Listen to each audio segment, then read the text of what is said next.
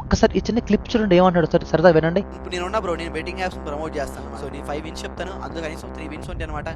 ఊరిని కొత్తందంగా government of India social influencers ని ఎవరైతే ఉన్నారో వీరిని బెట్టింగ్ యాప్స్ కి ప్రమోట్ చేయకూడదు, మీరు దూరంగా ఉండాలి వీటికి అని చెప్పేసి మనకు ఎప్పుడో అనౌన్స్మెంట్ ఇచ్చింది. మన సోషల్ ఇన్ఫ్లుయెన్స్ ఎవడైతే వీడు ఉన్నాడో లింక్ నొక్కనేవాడు, వీడేం చేస్తాడు, లింక్ ఓపెన్ చేయి, నీకు 500 ఇస్తా, లేదు కేటీఎం బండిస్తా నీకు, లేదు నీకు పెద్ద ల్యాప్టాప్ ఇస్తా, లేదు నీకంటే ఇంకేదన్నా ఇస్తా తీసుకొచ్చి నీకు అని చెప్పేసి లాస్ట్లు పుట్టిస్తారు. సో వీళ్ళు ఏం చేస్తారంటే అలవాటు చేస్తున్నారు మనుషుల్ని డైరెక్ట్ గా అటాక్ చేస్తున్నాడు. ఈ బెట్టింగ్ యాప్స్ వల్ల కుటుంబం నాశనం అయిపోద్ది.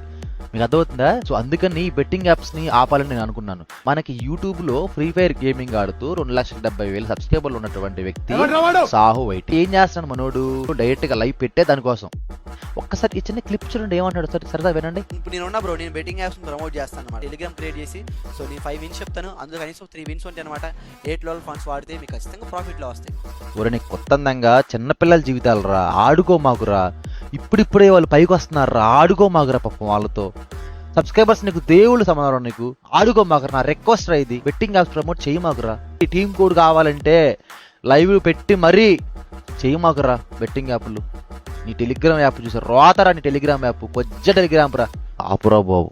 ఆపితే నా వీడియో ఎక్కడితో ఆగిపోయింది. నువ్వు ఆపకపోతే రేపు ఇంకో వీడియో వచ్చింది, తెలుసు కదా, నీ తగ్గేదేలే.